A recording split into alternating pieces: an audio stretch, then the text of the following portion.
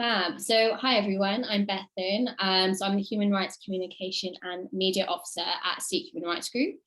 And want to welcome you to our second webinar. So this is one that is on contraception, and it's a part of our female reproductive health project. So Sikh Human Rights Group is an NGO with special consultative status at the United Nations, and we've had that since 2015. And in March, I started our female empowerment series. And this exists to kind of discuss more of the importance around female reproductive health and representation, intersectional feminism, and the just general need for better education around a lot of these topics. So we're hosting monthly webinars, as I think you know now, as a part of our female reproductive health webinars. And what we're going to do is talk to these experts around these different kind of aspects of female reproductive health. So starting from kind of periods all the way up to menopause and everything else that might and does come in between. And with all the information we're collating as well, we're putting it towards kind of this project that we're hosting in March, which is a side event at the United Nations 66th session on the Commission of the Status of Women. So that's kind of female empowerment in climate change, and actually how these topics do fit into that and how everything is kind of intersectional. But then outside of my work with Sikh Human Rights Group, I am the social media manager for Lisa Henderson-Jack. So she's also known as at Fertility Friday on social media. And this is someone that Juspreet is very familiar with, and kind of other women in this area, or men who kind of work in this area. And predominantly what kind of Juspreet will be talking about and what she does is talking about how you can track your periods as a form of a very effective way of tracking your periods through using it as contraception. So it's as effective as the pill. It's 99.4% effective, which again, Juspreet will go into more. But what it's really opened my eyes to, and hopefully kind of more people, is this need for better transparency and research, and the level of kind of gaslighting that women or people who menstruate face, especially when it comes to then the side effects of contraception and the politics behind it, which again, Juspreet will go into a lot better than I have. But yeah, from here, I will introduce you to our expert and why you're here today. So Juspreet is our health coach and natural family planning teacher. So she is the founder of Kaur Health and a health advocacy organization. So through health coaching, she helps women achieve their goals by making small, manageable dietary changes. And then through this natural planning, family planning, she helps couples track their fertility to achieve or avoid pregnancy by using non-invasive holistic methods. So Juspreet is trying to normalize the conversation around female reproductive health and ensure that women know what contraception method is best for their body at different times of their lives. And then on top of running her business and raising her little boy, she also works with the grassroots Sikh collective NSWF, and is the founder of Kaur Fraction, a space dedicated to a cause. So for those on the call who don't know or aren't aware of the term Kaur, it's the surname given to women of Sikh faith. So without further ado, I will pass over to Juspreet to kind of talk further about herself and her company, and also natural family planning. I'll make you host as well. Thank you. Waheguru Ji Ka Khalsa, Waheguru Ji Ki Fateh. Hi everyone. I'm no host, Beth. There's people waiting in the waiting room. Shall I just admit them? Yeah. Oh yeah, let them in. Cool. Firstly, thank you all so much for having me here. Thank you, Beth, for having me here. It's always a pleasure to speak about natural family planning and contraception in these kind of spaces. So I'm going to share my screen. Just, you know, the usual. Who am I? Who's speaking to you? Just so you all know what's going on. So my name, Beth already said, my name is Juspreet Kaur from Kaur Health. I studied nutrition at Westminster University. I then trained as a health coach with the Institute of Integrative Nutrition. And I trained to be a health coach because with nutrition, it's quite black and white, the way that you learn it. Whereas with health coaching, there's a lot more to do with our relationship with food, with stress eating, with emotional eating, and interventions for these situations, which is so relevant and needed. Everyone stress eats, you know, our relationship with food is so complicated, and, you know, that's okay. Sometimes we need to unpick it. And there's certain things that we can do. So that's kind of, you know, I really want to get rid of the shame that we have with food and working out, and really put well-being at the front of it and centering our feelings. So I used to work out, and I'm sure, you know, many people probably relate to this. I used to work out almost like as a punishment. So, you know, I would eat, you know, junk food or bad food. I don't think food is good or bad. And then I'd be like, I need to go to the gym. I need to, you know, burn off X amount of calories because that's how much I ate. So it was like a punishment. It was like a, you know, this much went in, so that much has to go out, so that, you know, I felt normal. And it was quite, it's quite tiring thinking like that. After I gave birth, in fact, just before I got pregnant, actually, I switched my thinking because it was just too much to like consider. I switched my thinking to be a bit more intuitive with what I was eating, and it was difficult, but it was probably one of the best decisions I've made.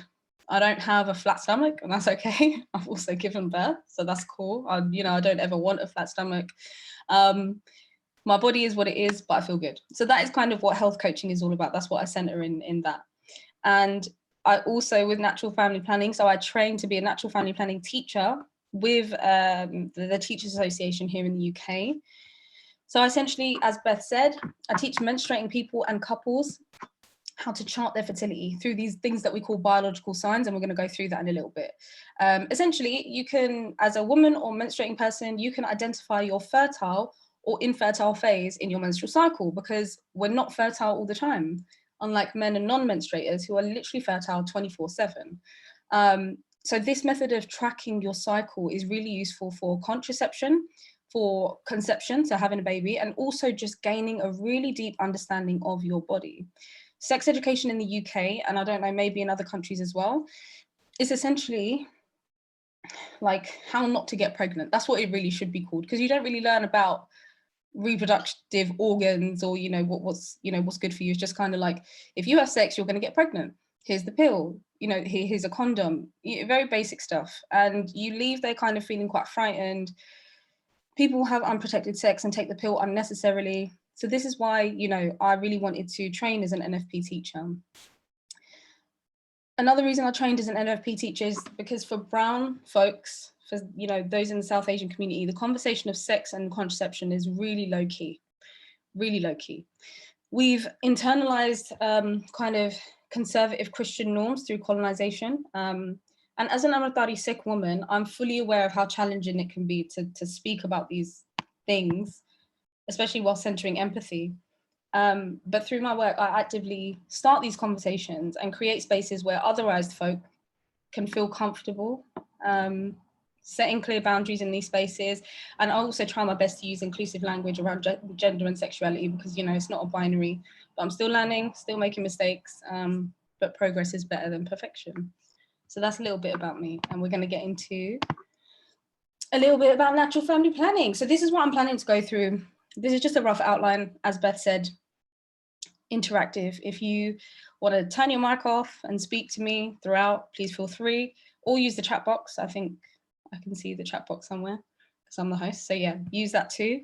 And yeah, let's have a discussion about natural family planning. So the first thing to get this discussion going, I'm going to ask you all, have you ever heard of natural family planning or fertility awareness, or, you know, this method of tracking your menstrual cycle? And if you have, what have you heard? What do we know about it?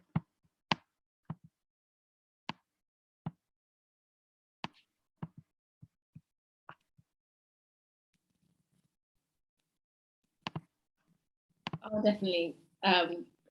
We've got, yes, but not a lot. Yeah, I was going to say, I think that is the general consensus. Anytime I've spoken to people about it, it's kind of seen as the reckless way. I think once I think someone kind of spoke about it and they were like, oh, this is I can't be bothered to take any contraception because I'm not sure, I don't want to put on weight or don't want to have the side effects, but equally I don't want to use the other kind of non-hormonal ones like a condom, etc. So it's like the hope for the best, which I think it's got that reputation. And actually, when you will go into it further, it's yeah, it's definitely a lot more reliable than that. Mm-hmm.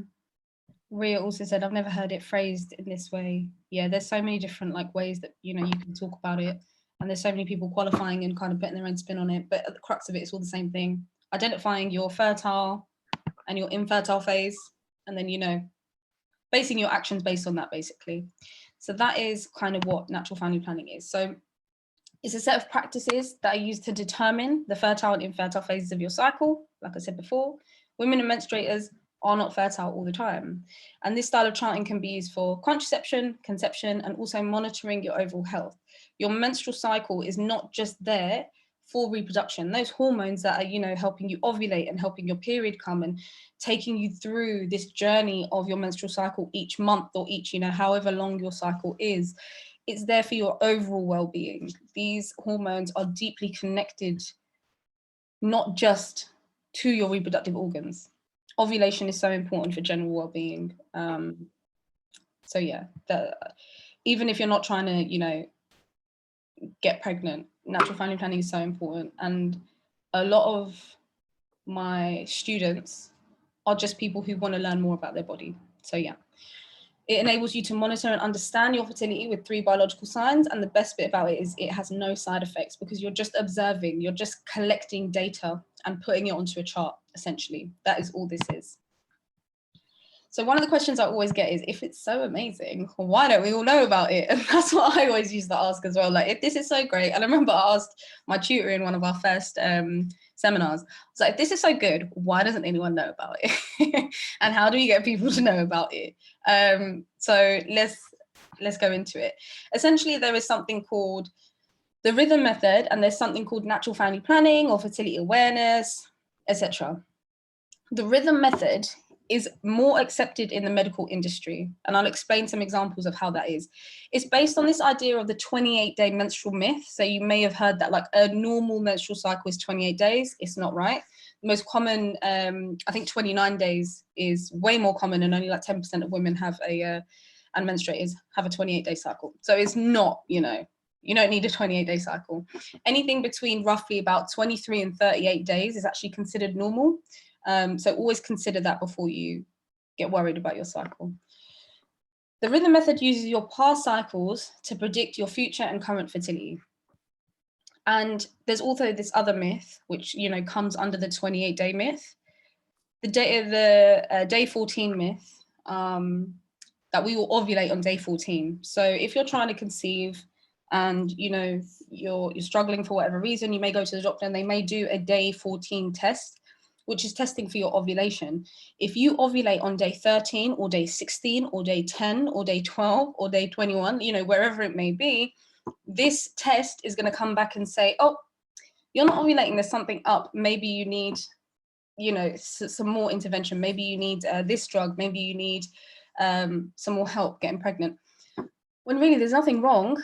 You're just missing that fertile window by like a couple of days. So that's why it's super important to understand your body and have a little bit of agency in medical spaces, because it's very easy, especially as menstruators, because we have such a lack of understanding of our phases and ovulation. It's really difficult. It's really easy, to take a doctor's word for it and to just kind of go on pills and go on fertility treatments that may not necessarily be needed. Saying that, those things are amazing when they need to be used. But I think in, you know, there's many cases where, you know, you may not need to go on the pill. There could be something else. But it starts with body literacy, with natural family planning. If you've ever used a period tracking app, it's based on the rhythm method. If you use a period tracking app, I really would encourage you to have a look at the reviews. The amount of, if you read the reviews of like Clue or Flow or, you know, any of these, they always, like, the top like 3 or 4 comments are always like, I got pregnant, or the app told me that I was pregnant, but I wasn't. Like, there's some kind of, you know, something. One of my students actually rang me once because her app just popped up with a message saying that you are pregnant based on your period. She literally fainted before she called me. She dropped to the floor, fainted, gave me a call. She was like, I think I'm pregnant. I was like, but why? We did the method. You've been doing it. You've been trying. She was like, the app just told me I'm pregnant now. And I'm like, yeah, but you know, the app, you know, isn't whatever. Anyway, it was wrong. She wasn't pregnant because she knew about natural family planning, thankfully. But that's the kind of reaction that it can get. If you don't want a baby and your app's telling you you're pregnant, that can be quite scary, right? So that is the rhythm method. And that is kind of what a lot of you know, like period education is based on essentially. Natural family planning, on the other hand, is based on bio-individuality, on the person. My chart is going to look different to Beth's chart. It's going to look different to everyone else's chart, right? It uses your specific fertility signs. So we're going to go through these biological signs, and they're specific to you. Like I said, everyone's are different. It's tailored to each person using it. It debunks the 28-day rule, and it uses your current data to tell you about your current fertility, and then you base your actions based on that. When it comes to where it's tailored to each person using it, your chart could look different, you know, every month slightly, and that's absolutely fine. And that's what's so important. Your cycle isn't always going to be exactly the same, but that's kind of what the apps rely on. Another reason that people don't really know about natural family planning is because of language palatability. So with natural family planning, we use words like cervix, cervical fluid, cervical mucus, vulva, vagina, like we say the real words for it, and that is a little bit difficult for some people. The female body is already like super overly sexualized. We're socialized to be, you know, even from when we're children, socialized to be like sexual objects, and we can't even speak about periods without it connoting sex. So, you know, talking about, you know, natural family planning is like such a big jump from that. So it's really difficult to talk about it, and a lot of people aren't open to it, but hopefully as more research comes out, this will change. And that is kind of a little bit about natural family planning. Beth, did you want to take over? Yeah, I was gonna, you know, as you did, kind of open the floor to questions. And I think, you know, going back to where you were talking about the rhythm method and the myths that come to it, and how if we in our head have this idea that our cycle is always 28 days, you know, this idea that actually a period is never late, it's just a reflection of your health. If you're not using any contraception and you are just menstruating as natural, and it is late in terms of kind of later than you expect, then obviously it's actually, maybe you're stressed, maybe you're under eating and over exercising. You know, it's all of these different ideas of kind of, well, why aren't you menstruating and you're not pregnant? But, you know, then that goes back to, again, this position where maybe practitioners, medical practitioners are giving young girls in particular who maybe experience this irregularity of their periods when they're younger because they're new to it, and also their bodies are changing, obviously going on the pill, because this idea of regulating your period. So I don't know if you want to go into further about kind of what the pill actually does and how it doesn't really actually regulate your periods, but gives you fake periods and makes, you know, it's this kind of trickery, I suppose, of the pill. Yeah, 100%. Shall I skip to that bit?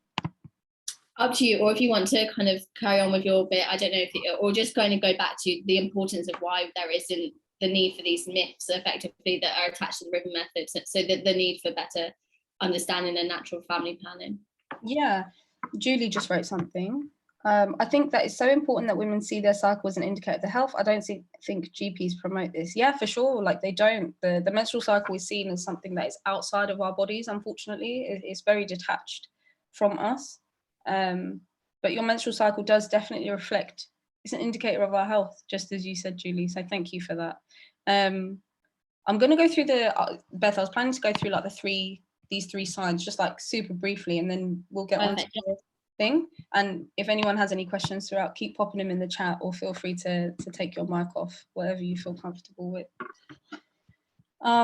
So we spoke a little bit about the 3 biological signs. Essentially, this is what they are. So we've got the BBT, cervical fluid, and cervical positioning, and the third one is optional. So let's get into the BBT first, basal body temperature. This is also known as your waking temperature, and it is the lowest that your body temperature is going to be in the day. And there's a few rules that you need to, you know, adhere to take this properly. You can't just, you know, take your temperature whenever you remember. It needs to be done properly. But that is why you kind of need a teacher to teach you this method. Reading books and stuff about fertility awareness is great, but the risk of you missing something out or doing it a little bit wrong and maybe, you know, accidentally getting pregnant is quite high. So I'd always recommend having a teacher. Someone else just wrote a comment. GPs are very educated, of course, but they don't have the time to really get into the details of why you might not be falling pregnant. Yeah, for sure, they're very educated. But I think that in general, in the medical world, fertility is put on the back burner. like you said, because they don't have time for it, but it is so important. Like, time needs to be made for this because so many women and menstruators are suffering because of it. So the BBT. So it's going to tell you that your BBT is amazing, and I'm going to show you an example of what this looks like when it's mapped out. But it tells you so much. So the first thing is, are you ovulating, which is so important. Like I said, ovulation isn't just for having a baby. It's a part of, you know, overall well-being to be ovulating, which is great. You'll be able to see when it would be safe to have sex without risking an unplanned pregnancy. You're going to see when you're fertile or infertile. You're going to see when you will get your period, and you're going to see if there's any potential problems in your cycle. Your temperature reflects all of these hormonal changes that go on in your menstrual cycle, and also if there's any potential problems. Really, really amazing, really cool. And this is what a blank chart looks like. And I don't know, to me, the first time I saw it, I was just like, whoa, this is a lot. There's a lot going on here. But when you break it down, it's pretty simple to understand. So, you know, the top is just, you know, basics: month, year, family planning intention, usual time taken, route, and type of thermometer you're using. Pretty simple. And then here, you write in the date. Here is different options for what your temperature could be. And it's always between the range of 36 and 37.2.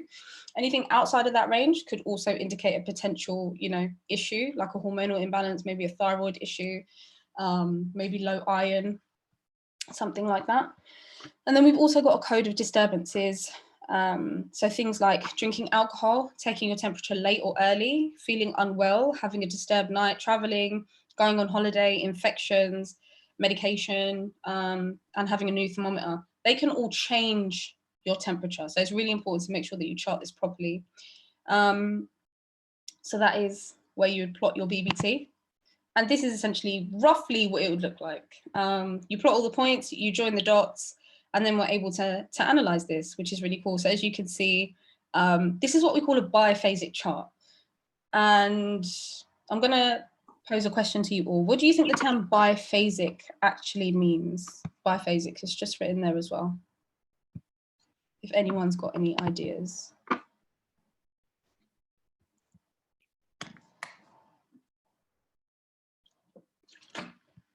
Different phases, two phases, yep, exactly, two phases. Bi meaning two, and then phasic. Perfect. So where do we think, if you can see the days at the bottom, where do we think that the two phases are? If you can see like those numbers roughly, where would you like demarcate these two phases as being?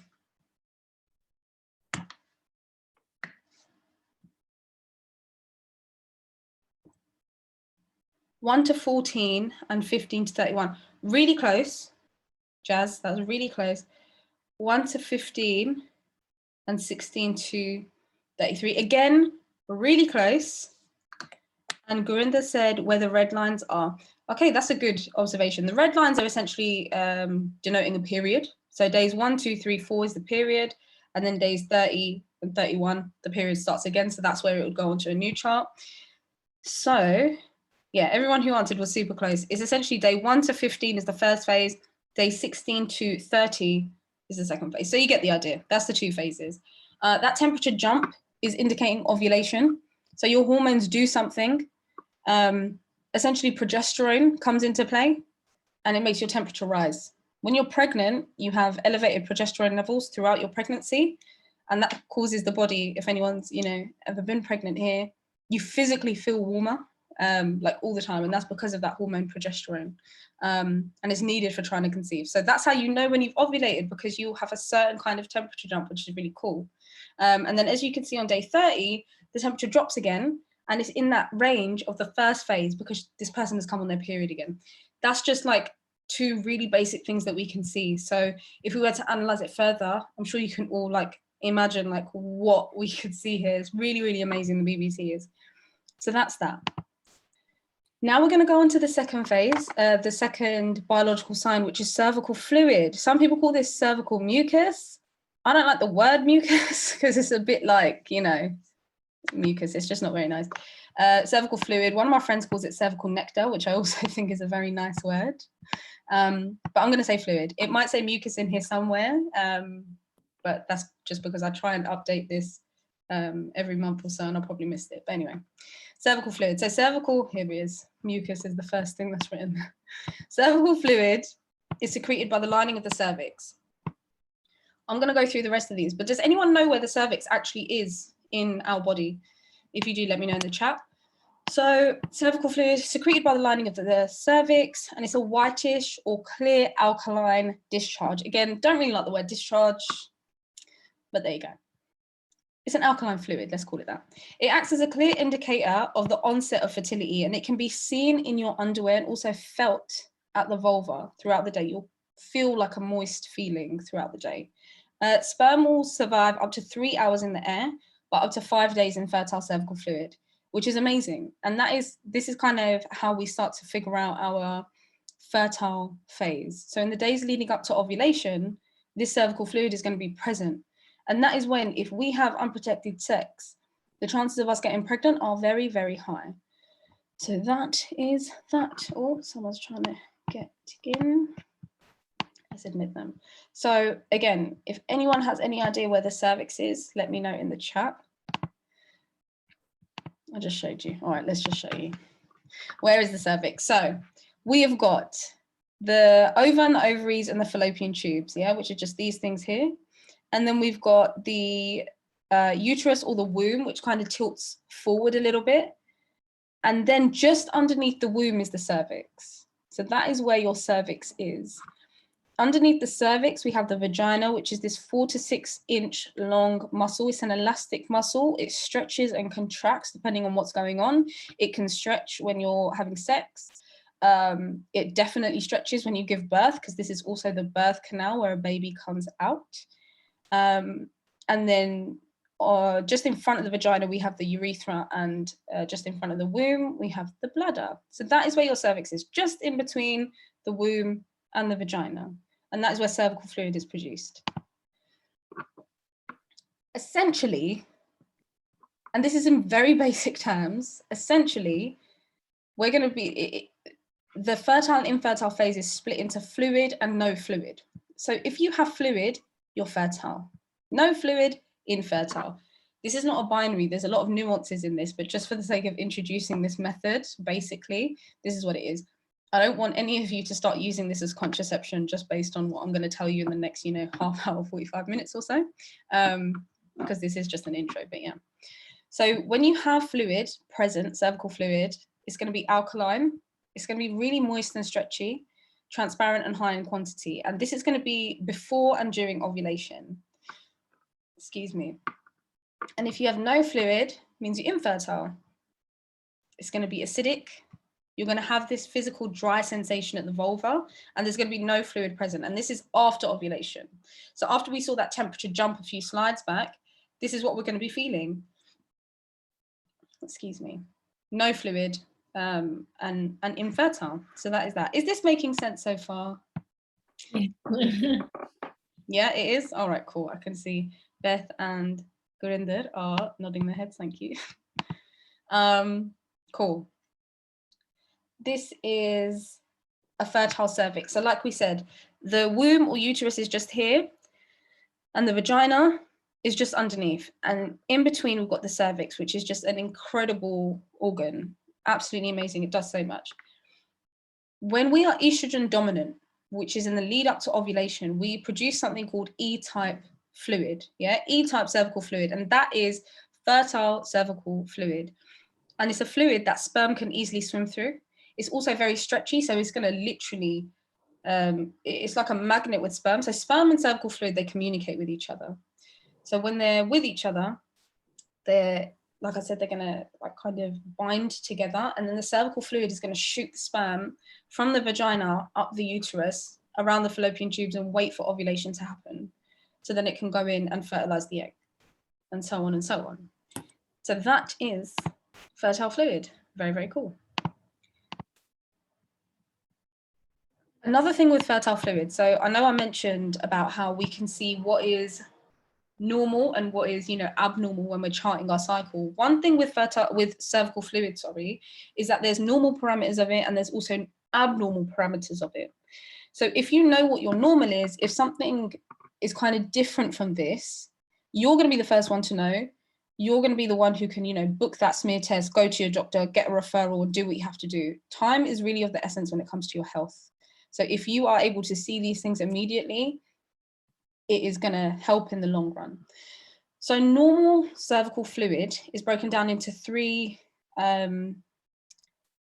areas. So firstly, we've got cervical fluid, which is what we've been speaking about. It's creamy and white or clear and stretchy. So it can be like hand lotion, it can be a bit thick and tacky, it can be like raw egg white, depends on like where you are in your cycle essentially. It can stretch up to your, it can stretch in your fingers many times, and it causes a smooth or lubricative feeling when you wipe yourself and even just throughout the day. This cervical fluid is only present in your fertile window as you approach ovulation. So for those few days in the lead up to ovulation, this is when you're going to see it. You may observe this outside of your fertile window, but that's where it gets, you know, a little bit nuanced, and that's why we need to start charting to see what's going on. The key here is there's very little or no scent and no irritation. So that's good. The second one is vaginal cell slough. So this is crumbly, white or yellow discharge seen on the underwear. It almost looks like bleach, like a bleach mark. And this is essentially your vagina cleaning itself. It's those dead vaginal cells coming out, and you'll be able to see it on your underwear. This can be present on any day of your menstrual cycle. It doesn't matter whether you're fertile or infertile, because it has nothing to do with your fertility. It's just your vagina cleaning itself. Again, little or no scent and no irritation. Then we've got arousal fluid. So this is clear and stretchy. It forms a thin thread between your fingers, but it's not like cervical fluid. It's not thick, and it's not gonna, you know, if you stretch it many times, it's gonna kind of disappear. With cervical fluid, it's gonna stay. And arousal fluid also causes a lubricative sensation when you wipe yourself. Now, arousal fluid is kind of in the name. This is gonna be present following sexual stimulation or sexual arousal. That's it. So when we're in our infertile phase, like I said before, there's going to be no fluid. There's going to be a dry sensation. Having sex without any kind of lubrication is going to be quite painful, and it's not going to be nice. So that is when the body kicks in. We've got two little glands just outside of the vagina. They're called the Bartholin's glands, and they produce arousal fluid. So yeah, that is that. And that, again, very little or no scent and no irritation. So all of these are within like a healthy, normal range. If you're seeing any of this, no need to worry. And you probably, I'm sure all of you have seen vaginal cell slough at some point. I hope you all have. But yeah, cool. And these are some additional factors that can affect your cervical fluid production. The natural aging process is all good. As we get older, our cervical fluid declines. Nothing wrong with it. Doesn't mean that you're infertile by the time you're 35 or 40 or even 45. It just means that pinning down your fertile phase is just going to be a bit shorter than, you know, when you were 21, which is kind of, you know, it makes sense. Nutrient deficiencies also affect your cervical fluid production. So consider if, you know, you may be B12 deficient, or magnesium, zinc, iron, folate, vitamin A. These are kind of things that are super important for your cervical health. So just consider if, you know, maybe you need to start taking a daily vitamin or something like that. Endocrine dysfunction, thyroid, polycystic ovaries, anything that affects your hormones, also diabetes. This is going to affect your cervical fluid production. Stress, this is one that we do not talk about. I think we speak about it a lot, but not in a very intentional way. It's very easy to speak about stress, but what is the, you know, how do we deal with it? And I don't have the answers for that, I'm really sorry. But what I will say is that it's super important to stay on top of your stress, because stress actually affects your cervical fluid and your cycle in the same way that an endocrine dysfunction does. So someone who is stressed and someone with polycystic ovary syndrome, their charts actually look really similar, which is a huge thing. Polycystic ovary syndrome, I think we can all agree, you know, irregular cycles and stress, which is something that's so normalized, and they have the same effect on the body. So it's really important to figure out what stress is to you and how to manage that on like a daily and weekly basis. Stress is never going to go away. So we need to figure out ways to deal with that. I'm still trying to figure it out for myself. So like I said, I don't have the answers, but hopefully, you know, we can figure them out somehow. Allergies and food sensitivities, they can cause cycles that have cervical, like continuous cervical fluid or no cervical fluid at all, depending on the person, depending on how you react. And also infections, so things like STIs, bacterial vaginosis, thrush, they can all have an effect on your cervical fluid production. Oh, someone just messaged in the chat, Rebecca. So I have PCOS, but I was told by the doctor that it's really common. I don't need to worry about it, but they never really gave me information. So PCOS, it is common, but it is also your body's way of telling you something, right? That might be a hormonal imbalance. It might be stress. It might be a combination of both. It might be, you know, inflammation. There's lots of things that cause PCOS. But I think it was Jazz that said earlier as well, it's difficult for doctors to get into it because they don't really, you know, they're not specialists in this area. Like a gynecologist could probably help a bit better. But also they may not have the time, and the pill is the easiest option. And we'll go into like what the pill does and how it actually affects your cycle. But Rebecca, if you want to get in touch with me, feel free. I'll give my details at the end. So that is that. Okay, so now we're going to go on to the final biological sign, and then I'm going to hand it back over to Beth, and then I think we're going to go through the politics of birth control. So the final biological sign is cervical positioning, and this one, like, I think this is so cool, and I hope that you will agree with me by the time I finish explaining it. Your cervix literally changes position depending on where you're at in your cycle. So the cervix is the lower part of the uterus, like we saw. You've got your womb or uterus, you've got your vagina, and it's just in between. It's a canal with an opening. And I'm going to show you a picture of it in a second. Just out of interest, does anyone know what their cervix looks like? Or have you ever seen it? Just answer yes or no. I'm just interested to know, because every time I show this in my with my students, they're just like, whoa, didn't know the cervix looks like that. So the way that you examine your cervical positioning, firstly, you would do it when menstruation is over. You'd make sure that your bladder and bowels are emptied and your hands are washed. Typically, a lot of teachers say that when you're in the shower, this is the easiest place because your hands are already clean, you're already naked, and it's also a private place. No one's going to walk in on you. And in terms of position, you want to get into a deep squat position so that the vagina kind of comes a little bit down. And you're literally going to insert 2 fingers in, or 1 finger, and you're going to try and feel your cervix. This is really difficult to do for some people. Some people just don't get it, and that's cool. Sometimes your cervix can be like a little bit to one side, or your pelvic bone could kind of be in the way, so you might not be able to like get around it. But if you can, and that's why it's an optional sign, you don't have to chart your cervical positioning. For those with endocrine issues like PCOS or thyroid, I always encourage it, just because the more data you have, the better. But it's really not essential. Your BBT and your cervical fluid tell you so much. So that is your cervical positioning. A lot of people aren't open to doing this. And I remember when I first started teaching, I was really nervous about telling people about this. I nearly took it out of my 6-week course completely. And every time I'd come to it, I'd go red and be like, oh my God, you gotta put your fingers in your vagina. It's really weird. But the more I've taught it, the more normal it's kind of become to me. And I know it might not be, you know, it might be normal to all of you, which would be great, but it might not be, which is also fine. Where, like I said before, we're literally socialized to be really ashamed of like even just looking at our vulva or examining our body.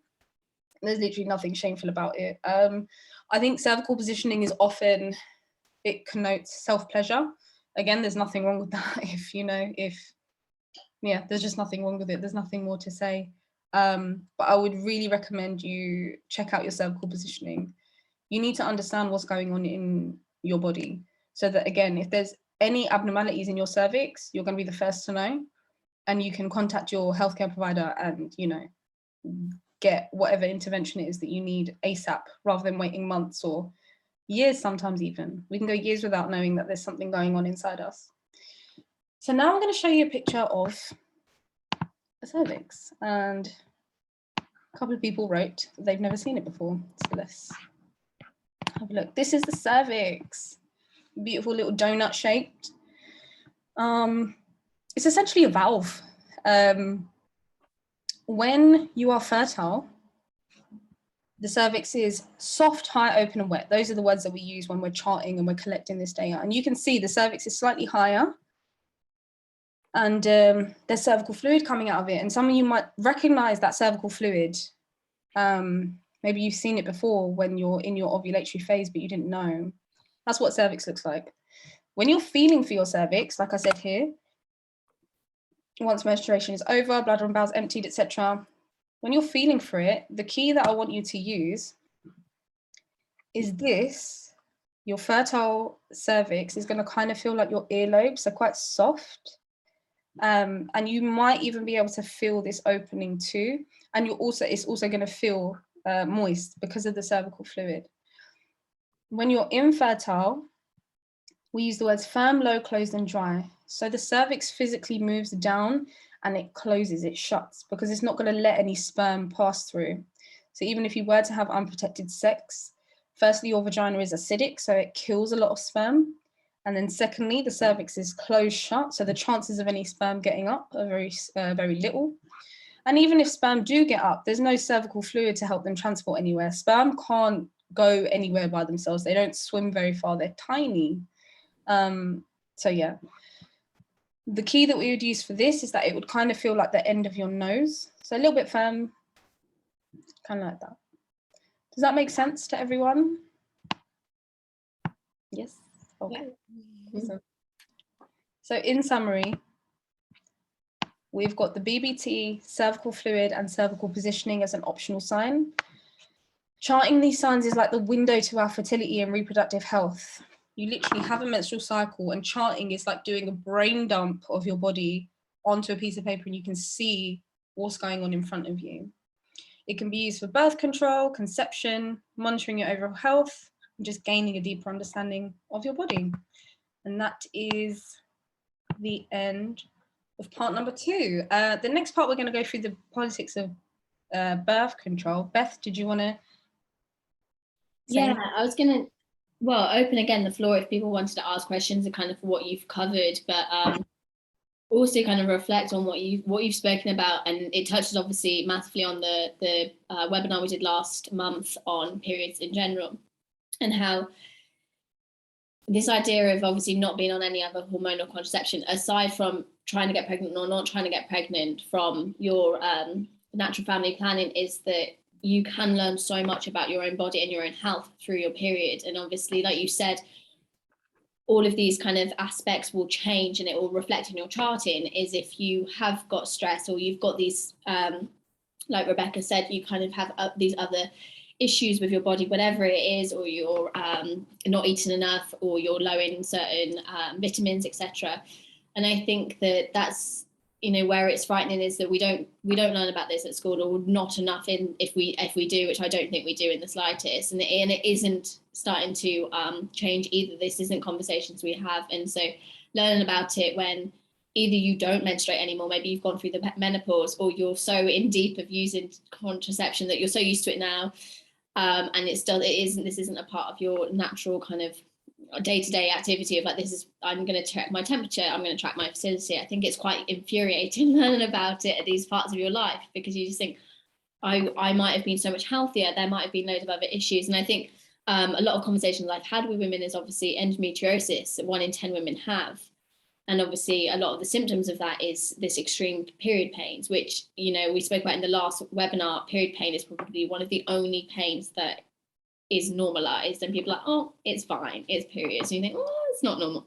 But obviously that's a symptom of potentially endometriosis, along with other things. And going on to the pill, which, like you said, there's nothing wrong with the pill, it's fantastic for what it does, but it shouldn't be used to disguise these other issues, to regulate your period, to take away these pains, etc., because these issues will still be there in 10 years time, in a year's time, however long you're on the pill or other contraception. So I think that's what this has really highlighted, which is this need for better education around the female body and actually what we can learn from it. I think it's, you know, as Lisa kind of says, and a lot of other people go by, is that it is the 5th vital sign. It's this way of telling you this is actually what your body's doing. And I think, you know, what's annoying is it does take for you to learn how to do it and use it as a form of contraception. There's a lot of training that needs to be there from a teacher, which again is why it almost needs to be compulsory at schools, where this is what you learn. You don't have to do it, but at least know what your body's doing, because otherwise it feels like, well, who do I have to pay to do this? I don't want to rely on a YouTube video, you know. So do you want to go further into actually options for people who want to take this seriously? Is it something you offer yourself, or, you know, is there YouTube videos for people? Like how do people start doing this? Yeah, I don't know about YouTube. I hope there's no YouTube.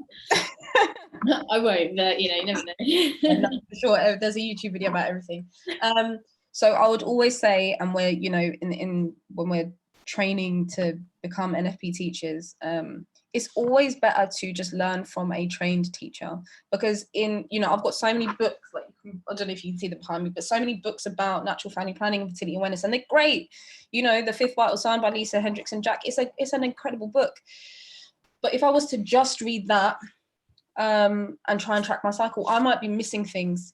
I might have an irregular cycle that maybe that isn't covered in that book. There's just a lot of rules when it comes to natural family planning. They're not difficult, but you just need to know them. A lot of girls have tried to do it themselves, or a lot of menstruators have tried to do it themselves, and they haven't been able to, because there's just, you know, little things that they've been missing out. So then they come to me and I'll fill in the pieces. I essentially teach this in a 1-to-1 6-week comprehensive course. And after 6 weeks, you will literally know how to do all of this. And we also have like 2 or 3 aftercare sessions. So I can check your charts and I can see that you're doing it properly and you're doing the analysis properly. It sounds really daunting. It's not. I've had, I don't even know how many clients I've had. I'm not going to make up a number. However many I've had, I've never had anyone who says that after the 6 weeks, they just don't know what they're doing. Because in the 6 weeks, we learn it in increments. You know, you're not going to just start charting. You start with your BBC, then your cervical fluid, and you focus on those for like a solid 4 to 5 weeks. And then if you want to do the cervical positioning, you can start. But yeah. No, amazing. I think it's very invaluable, and hopefully it's something that will be adapted by schools and not just, you know, just people like yourselves, but actually a lot wider, more available. But yeah, I want to open as well the floor. Like, if anyone has questions on what Juspreet has covered, or to talk a little bit more about actually why isn't this, you know, more readily available? What's going on? Why isn't this spoken about more? But if no one has questions, then I'd love to talk more about, like, you know, the politics of birth control as well, and actually, you know, the questions I'm sure lots of other people have around it. Sure, for sure. Cool. No one said anything, so I'm gonna crack on. And yeah, feel free to use the chat box like I said before. So firstly, let's do a little fertility comparison. I said this before right in the beginning anyway. It's so important when it comes to understanding like the general landscape of natural family planning and hormonal contraceptives. So males and non-menstruators are fertile all the time. Sperm is produced on a daily basis. There's something like 200 million sperm are produced on a daily basis. When we compare to women, you know, there's only a few eggs that ovulate. In fact, 1 egg ovulates per cycle. So there's not a lot, right? Men and non-menstruators are fertile from puberty up until death, and they don't develop any sperm until puberty, yeah? In comparison, females and menstruators are fertile only a few days per cycle because ovulation only happens once, and cervical fluid is only there between 2 and 6 days of that cycle. So between 2 and 6 days is the only time you are fertile. We are fertile from puberty up until menopause, about 50, 55 years old. And we are born with all the eggs that we're ever going to have. So that is the comparison, yeah? Now, because of this, a lot of women and menstruators are really frustrated with the landscape of hormonal contraceptives. When we look at this list, why is it that the majority of... I was going to say, I can't see the list yet. I'm not sure if others... Oh, sorry. Is that better? Yeah. So when we look at this list, why is it that majority of contraceptives are aimed at women and menstruators? If we're only fertile, you know, 2 to 6 days per cycle, why do we have to... Why does the contraceptive responsibility kind of fall on our shoulders alone? A a lot of these options are really invasive and intrusive on our day-to-day lives. So if we look at this column for men and non-menstruators, so we've got vasectomy, condom and withdrawal. 2 out of 3 of these, the condom and withdrawal, are only going to affect men, non-menstruators during sex. Yeah, the vasectomy, yeah, it's a big operation, but you know, people heal eventually, right? But condom withdrawal, it's not even that deep. Like, there's no side effects. If you look at this column, so we've got tubal ligation, and we'll go through what all of these are. A lot of these options, like I said, they're invasive, they're intrusive. There's going to have certain side effects like nausea, water retention, swelling of the body, acne, hair loss, depression, anxiety, like a whole plethora of side effects. And these symptoms, they can be debilitating on a day-to-day basis. The way that women's bodies and menstruating bodies are treated and seen in the medical industry is just really different to how men's bodies are treated and seen. When you go for a smear test, okay, like 9 out of 10 of my students tell me about their smear test. Sorry, I've got major baby brain today. Their smear test, what do you call it? Experience, that's it. Their smear test experience, and how it was just horrible, and how it's painful, and how they don't want to go back for another smear test, and how, you know, they use the bigger tool as opposed to the little one. And it's just like, oh, why would they do that if a little one is, you know, if you can use a smaller tool to go out the vagina, why would you not just use that? So just the way that, you know, female bodies and menstruating bodies are treated is just so long. And the way that Black women and Black female bodies are treated is just on a different level. I don't know if anyone's heard of the campaign called 5 times more. So Black women and birthing people are 5 times more likely to die than their white counterparts, which is insane. Why is that?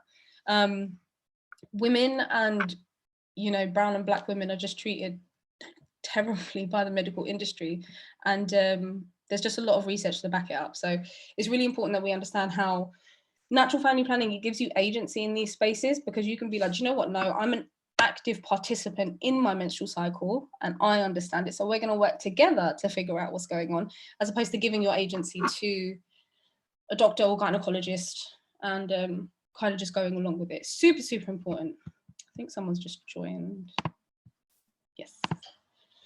So let's go through these. So first one, tubal ligation. If anyone's heard of getting their tubes tied, this is what this is: removal of the fallopian tubes. Norplant, this is a contraceptive that goes under the skin, lasts for 5 years. DEPO PROVERA is an injection, is also used with menopause therapy. The pill, I'm sure everyone's heard about this one. IUD, intrauterine device, so it's a little T-shaped device that's implanted into the uterus, and it releases copper into the body to stop your body from getting pregnant. Lasts between 5 and 10 years. And from the diaphragm downwards, these are kind of more barrier methods. So diaphragm is like a cap, and it's typically used with spermicide, which is like a gel that kills sperm. Then we've got the cervical cap, which is similar to the diaphragm. Sponge, it's a barrier method that contains spermicide. The female condom, suppositories, spermicide itself. Right at the bottom is natural methods. That was a long list. I'm kind of out of breath. But yeah, so that list compared to this one is just ridiculous. So the next few slides, so these are literally just copied and pasted from the NHS website. There's a long list, you know. I would encourage you all to have a look at the NHS website, look at the different, you know, the pill, the IUD, DEPO PROVERA, and just have a look at like the side effects. Vaginal discharge, decreased sex drive, high blood pressure, hypertension with the pill. This is just some of them, not all of them. Weight gain with DEPO PROVERA, headaches, hair loss, decreased sex drive, periods may become irregular or stop altogether, thinning of the bones due to a change in estrogen levels, IUD, pelvic infections, thrush, rejection, damage to the womb, ectopic pregnancy.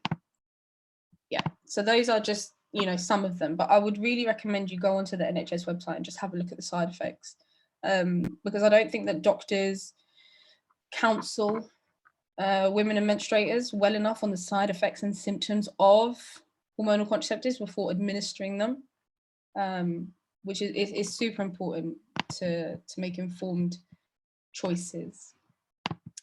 So was going to just say as well, I think is the use of language a lot of the time, and again, this isn't obviously to bash the kind of doctors and stuff like that, because like you said, it is that you know how much they learn and learn about contraception and fertility is that much by comparison to everything else they are taught. But I think where it's really interesting is, so for instance, you know, like the side effects list you get given in, for instance, the pill, whatever it is, any of the side effects are on there. The reason they're on there is obviously because at least one person has had this as a side effect, which obviously how they will explain it is this is really, really uncommon, or it's not going to happen, but we have to put it on there, which I think, you know, this feels obvious, but it's like, oh, actually someone has had this experience. And because it feels so distant from the idea of the pill, that you think, okay, if that more people have probably experienced this, but they're not linking it to the pill because, again, there isn't this research there to support it, and there isn't the time, or people aren't going to kind of go to the doctors, especially if it's a woman, and then again going into kind of the race side of it as well, if you are gaslighted a lot of the time. But I think where it's interesting, I remember having like the IUD fitted, what they said was, we recommend going on the hormonal one because it's better in terms of like regulating your periods, etc. And I said I was quite against using hormones. And what they said was, well, it's localized hormones, so it will only stay in obviously the kind of the womb area. And then when I looked at the side effects, obviously it said all of these other ones that go head to toe. And I thought, well, why is it going to affect her if it's only localized? And it's this idea, well, it's obviously not localized all the way, because otherwise you wouldn't express it, or it wouldn't have all of these other side effects. But it's kind of this use of language to make it kind of clever, or to stop these kind of questions, which again brings it back to this lack of agency and this autonomy people have, and women or people who menstruate have over their body, that we at least need that education there. Obviously go for these contraceptions because they are fantastic for what they do, but I do think that these conversations are so important, so that people are like, oh, that's why I've had, you know, migraines for ages, is because I'm on the pill. And you would never put the two together unless you have the conversations. Yeah, just like you said, some people don't actually attribute their feelings, how they, you know, whatever they're experiencing on the pill or hormonal contraceptives, they don't attribute that to the hormonal contraceptive until they come off of it. And that's happened so many times. And what we're going to speak about next is some of these things that go unnoticed. And I'm not joking. Again, 9 out of 10 of the women and menstruators that I teach who have taken the pill in the past, or who have just come off of the pill, have like this light bulb moment, and they're just like I can literally see it in their faces on the Zoom call. I'm just like, what's up? And they're like, I felt that like when I was on the pill, but I didn't realize that was the pill. I didn't understand. It just is what it is. Like, you know, if you're going through something, it's just like, oh yeah, just crack on, it's just your period, or like whatever. But it's really important. Your body's always talking to you. Your period's always talking to you. Your whole body's talking to you. If you have a headache, it might be because you're hungry or you're thirsty. If you have a stomach ache, it's maybe because you've eaten something that maybe you're allergic to, or that just didn't sit right in your stomach, or maybe you have food poisoning. If you have, you know, feet pain, knee pain, there's issues that your body is communicating with you, and we go to the doctor, or we will, you know, try and figure these things out. When it comes to our period or our sexual experiences, we don't really question them, but it's really important that we do, because it's your body, you know, in sexual experiences, and then just also in general with your period, is communicating something to you still. So just always listen to your body. So just a little bit more about the pill. Like I said, and Beth was saying as well, a lot of things go unnoticed. And yeah, just so many women and menstruators have symptoms, don't know it's because of hormonal contraceptives. And yeah, so does the pill particularly, does it mess with your libido? Yes, it does. And I know this is like such a random thing to put in here, but it's so important. This is one of the biggest ways that it will affect you. The side effects of the pill are, you know, kind of from mild to severe. And it's not about, are you going to have side effects? It's more about which ones are you going to get, because you're probably going to have some kind of side effects if you're taking the pill, and that's, you know, that's okay. But if we're aware of it, at least we can be a bit prepared for it and understand, like, okay, this isn't me, this is because of the pill. So number one, it lowers your testosterone levels. So women and menstruators, we actually produce a tiny bit of testosterone, but we depend on that small amount for a healthy sexual and reproductive function. So testosterone plays a really important role in sexual desire, in interest in sex, sexual gratification, and lots of other things. It's there for a reason, basically. So when we have low testosterone, there's a higher chance of low libido, vaginal dryness, and also just a general lack of sexual desire. So that's the first thing when it comes to testosterone, super, super important. The second, painful sexual experiences. And this is the one that people usually have that light bulb moment with. So pain with sex is usually passed off as psychosomatic, so meaning that it's all in your head. And yes, sometimes that might be the case, but it isn't always. It could be related to some kind of hormonal contraception. So if you've ever taken a pill or any kind of hormonal contraceptive, your chance of developing pain in your vulva area, which is the outside reproductive organ, so like your clitoris, your vaginal lips, your vaginal opening, essentially, how do I say this? Essentially, sorry, I just had a bit of a blank moment. I got distracted with something just outside. Yeah, I'm just trying to think of the best way to say this. So hormonal contraceptives, they are associated with a decrease in the volume of your vulvar tissue. So that vaginal opening, the vaginal lips, the clitoris, the hood of the clitoris and stuff. Hormonal contraceptives physically shrink those organs. So your clitoris will shrink, the thickness of your vaginal lips will shrink, the thickness of the skin at your vaginal opening will shrink. So as you can imagine, the thickness of that skin is there almost as a form of protection against friction during sex. If those parts of skin are really thin, firstly, it's going to be super painful to have sex. You're more prone to tearing in that area. And also, if your clitoris shrinks, sexual gratification, you know, that's not going to be met. Pleasure during sex is not going to be, it's going to decrease. So like your interest in sex will also probably decrease as well. There is a reason that our body is designed in a certain way, and hormonal contraceptives almost, they put us off kilter a little bit. They put us off balance. And when that happens, our body shows us in these ways and so many other ways. This is just to do with libido. A lot of doctors and gynecologists who kind of are also trained in natural family planning and fertility awareness, they kind of compare the pill to a form of castration, temporary castration. And it is because it shuts down hormones, it shuts down your libido, it affects your mood, it affects your hormonal vitality, in the same way that castration would affect men. I'm not anti-pill, just before we move on. I don't want anyone here to think that I'm anti-pill, because I'm really not. I think the pill can, you know, if you're in debilitating pain with endometriosis or polycystic ovaries or, you know, any irregular period, it's really important to look after your body and your needs first, because if you're in that debilitating pain, life is just going to be a struggle. And, you know, if you can take the pill to kind of help that, why not? I am really pro-informed choice though. So I think that before anyone goes on the pill, we should be counseled on this stuff before taking it. So again, if these symptoms occur, we know, cool, it's not me, it's the pill. Once I come off it, I'm going to be able to heal from this. I'm going to be able to, you know, sort whatever that is out. Yeah. Does that make sense, guys? I feel like I'm just talking to myself and Beth. No, that was really well put. I think what shocked me when I heard about the pill and stuff like that was, I think it was the first thing I did with Lisa, but it was this idea that the pill does shrink your ovaries. Like you said, it shrinks all these kind of really important parts of your body, but it shrinks your ovaries by 50%. And we'll talk about it in our next webinar, which is on conceiving.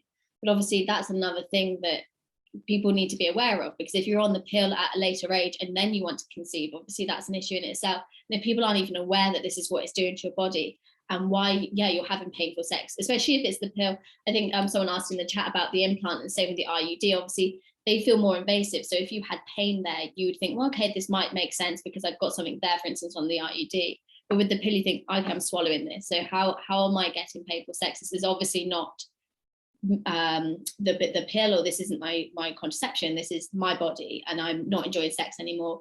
I'm not attracted to my partner, whatever it is. And I think that's really damaging. It'd be really interesting, you know, for a lot of people who broke up because they think, oh, the sex just wasn't good for us, so maybe there was just no chemistry. You think, oh, actually, you're on contraception and this is what happened. But Yeah, do you know if this is kind of something that's attached to the implant or other contraceptions, or is it mostly attached to the pill?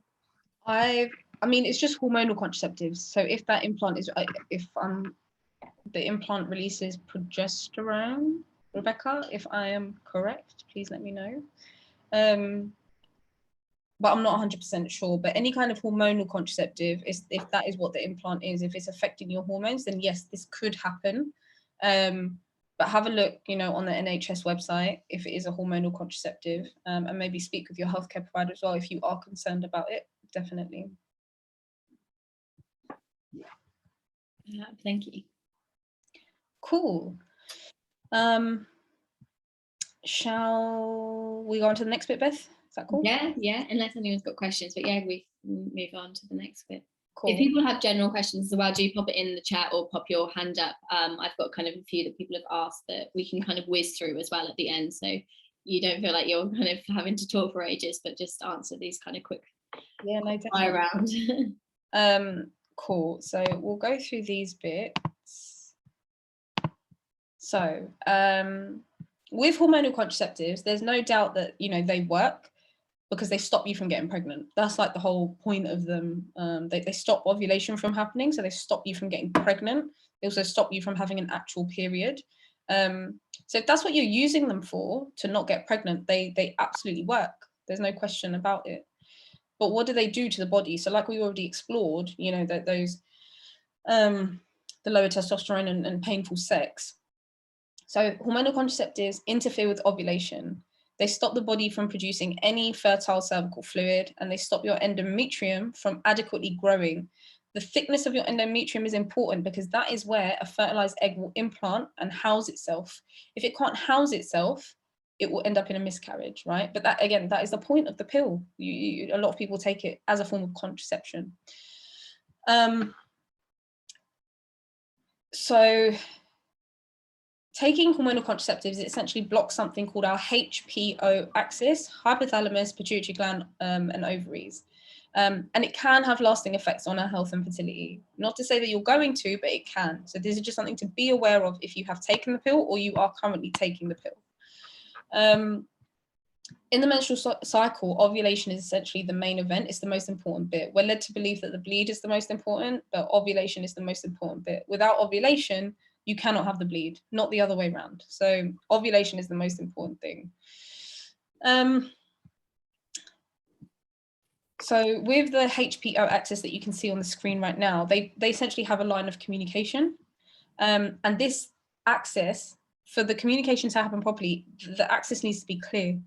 And for ovulation to happen, the axis needs to be clear. And in really simplified terms, your hypothalamus triggers your pituitary gland to release a hormone called FSH, which is follicle stimulating hormone. This FSH goes on to stimulate the ovaries to prepare your eggs for ovulation. Yeah. So if this is getting really technical, it took me ages to even understand this myself. So I apologize if this is a bit technical. Taking hormonal contraceptives, it causes a break in this communication system. Yeah. It interferes with the connection between all three. And in many cases, the ovaries just aren't being used. So Beth said about the ovaries shrinking is because they're not used. If you don't use a muscle, if you don't use your arm for like 6 months, yeah, your muscles will go. And you'll have to retrain your arm to start, you know, working again, to strengthen. The pill, it shuts down and it stops ovulation altogether. And in the same way, you need to train your ovaries to get back to functioning properly once you stop taking the pill. So that is the HPO axis, and I hope that makes a little bit of sense. And I hope that kind of maps out what the pill is actually doing in your body and how it's actually working. It's easy to say, oh, the pill's bad, but this is kind of what it's actually doing, and you can make your own decision of what you feel about the pill. And like I said before, there's going to be many situations where you may want to take it, and that's absolutely fine. If it works for your body, go for it. But if you want, you know, if this makes you question it, that's also cool. It's great to explore your options. Yeah, I think that's me done, Beth. Amazing. Thank you for the presentation. That was really good to visualize it as well, I think, especially with some of the more complex things. Is there a way of people accessing this PowerPoint at all on your website or anything? No, No. I never have PowerPoint out because No, that's fine. my work, and it's really sad. Well, we'll just have to watch the video again. It'll go on YouTube. Yes. But yeah, does first of all anyone have any questions on the PowerPoint, on questions or rather on topics we haven't spoken about yet that you would like us to cover? I'm gonna make you host, Beth. Thank you. If you do, pop your hands up or pop it in the chat. But some of the questions I've had that people have written in, which one was, so obviously with the IUD, with the IUD, obviously it's very painful to have it inserted, or at least majority of people have, and obviously there have been some studies or some doctors who've said that it can't be painful because there are no nerve endings there, which is very interesting, and it would be good to see if they could have it fitted just to see how it feels. But do you know if, and again this is kind of just a general knowledge I guess for you, but do you know if they are looking into ways of making it less invasive in terms of painful? Obviously there is a way of numbing the kind of cervix to make it less painful, but or is it, because I know it's been around for a very long time, and I guess it's always been painful, or at least down to experience, but do you know if that's something that people look into more, or is there just a lack of research in that?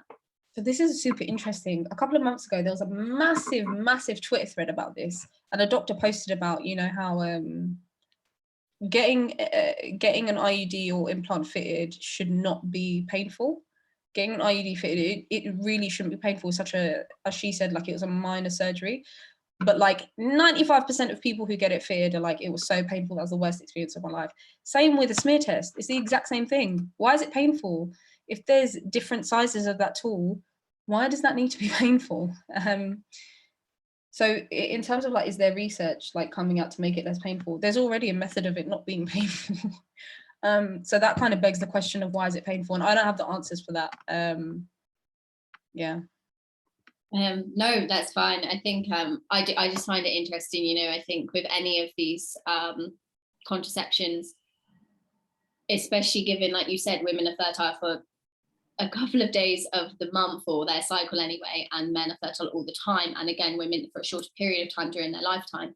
It is interesting that all of the science is kind of directed at them. And I remember hearing somewhere or reading somewhere that in America anyway, when they came up with these contraceptions, the side effects that came with contraceptions was effectively heightening the experiences we have when we menstruate. So obviously these mood swings, whatever it is that we kind of experience when women or people who menstruate experience, whereas men don't have those experiences when or people who don't menstruate don't.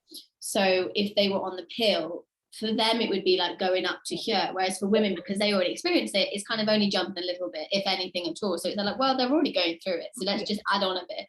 Whereas for men, God forbid, we wouldn't make it, you know, any worse because they don't experience it, which is interesting. And, you know, there's logic to that. However, it's still very dangerous for women. And obviously, you know, when it came about, especially maybe 50s or whenever the actual pill came about, there was such little research, and there wasn't the ultrasound, etc., to track if you were pregnant or not. So women were having to just believe and put their faith into doctors, and a lot of women, especially again, like you said, Black and brown women, were dying because of this kind of gaslighting and not believing that they are having these horrible experiences, or because there is no research, and the research done is on men particularly, or then on white people, and you know, and then just this lack of information there, I suppose. But it's you know, it's conversations that I think we're just steered away from having, when no one's encouraged to talk about it. And also, who do you talk to about? Because you don't want to blame your doctor for it, but you know, it's almost this need, or at least in the UK,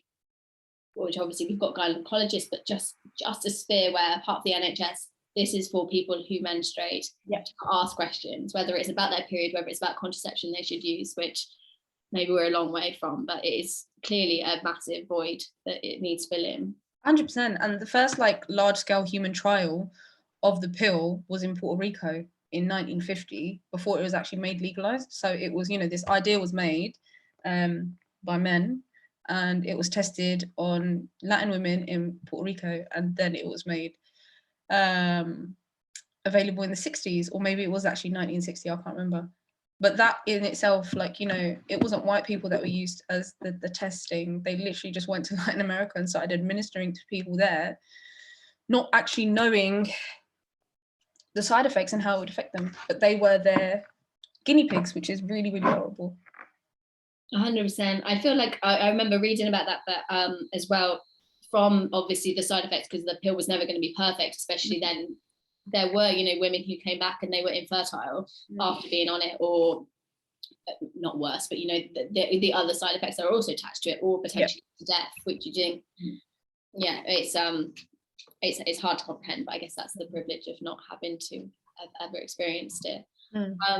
But other than kind of everything else we've spoken about, unless people have got other questions, I suppose, unless you kind of wanted to kind of closing statement, or actually what you speak about more from maybe a Sikh perspective, or kind of, again, a non-white person perspective, because again, that's kind of where the conversation is always led from, is this one community rather, and very much a hegemony, rather than, you know, everyone else. And actually in certain communities it isn't normalized to speak about this, it isn't encouraged at all, or you wouldn't ever speak to your parents about it, whatever. But is that something you kind of do a lot of, and you've really tried to focus on a lot more? Yeah, like just getting rid of the shame with, like, you know how I was speaking about food and getting rid of the shame of, like, you know, like eating food and exercising. It's a holistic thing. Like, we should get rid of the shame of, like, speaking about sex and speaking about contraception. It doesn't mean that your children are going to go and have lots of sex or take contraception. It means that they're going to understand the world before their peers do, and they're not going to learn from their peers. They're not going to learn from the internet. They're going to learn from you. And if someone says something to them at school, they're going to come to you and be like, you know, what is this? Which is so important. As like a mum, a super new mum, my child is 18 months, can't even speak. But these are the kind of thoughts that I have, like, you know, when he's older. I was a teacher for a couple of years and the world scares me from when I was at school. The kids scare me. The things that are accessible to them is insane. All of them have phones. They can constantly, you know, Google things and whatever. I want to be able to have those conversations with my son one day and be like, you know what, we're going to talk about this in a non-shameful way. You're going to understand this. And, you know, that is it. Like you were saying, natural family planning should be taught in schools, not, you know, how not to get pregnant as sex education. It shouldn't be a shameful thing. Teachers are ashamed to talk about sex because they're not counseled on how to. The syllabus is like, it centers shame in sex education. So if kids are taught that it's a shameful thing, they're going to internalize that, and it's way worse for girls. Internalized shame around sex. Boys are socialized to be really confident, even just about their genitals. I don't remember, you know, if anyone remembers from like secondary school, maybe in primary school, but I remember in secondary school, it was so normal for the boys to just walk around with their hands down their pants. And it was like, oh, okay, that's a bit weird, but no one said anything. If a girl was to do that, I can't even imagine what would happen to her. Like, she'd probably get called all the names under the sun. But yeah, so yeah, like Gurinder just said as well, it's vital to talk to our kids openly about this and everything else. I completely agree. It's important. Amazing. Well, thank you so much. I'm going to pop in the chat kind of your handles and your website link as well, and open up if anyone does have any last questions to ask. But I'm also going to run through just 2 internships we have at Sikh Human Rights Group, but I'll do that after, you know, if you need to go at all or anything like that. So I'll pop the actual information people want to see right now in there. But yeah, so that's Juspreet's Instagram, her website, and then ours as well. If you can't find hers, it's on ours. Yes. Yes, but yeah, I was gonna say, yeah, do you have anything you kind of want to close on, or sell yourself on your business or whatever? Yeah, for sure. I mean, firstly, thank you all so much for being here. And if you're watching the recording, thank you for watching the whole recording. If you have any questions, hit me up at Kaur Health on Instagram. Just DM me. I always respond to my DMs, and we can talk more about it. If you're interested in, you know, in learning natural family planning, again, just hit me up and we can discuss the 6-week course and how that works. I would love to teach you about it. And yeah, that's it. Let's keep smashing the shame when it comes to sex in South Asian and Punjabi households. It's super, super important. I'm actually going to go because my baby needs a bath. No, thank you so much for all of that. It was thank you for having me. This was really awesome, and we'll catch up maybe in about half an hour. Yes, no, that sounds perfect. Well, yeah, thank you very much. And if people want to go and leave their email address if they want to hear more about internships or volunteering, do. But otherwise, I'll talk about it now. But yeah, thank you so much, Juspreet, and everyone else. I'll stop recording now. Bye. Oh, no. Bye.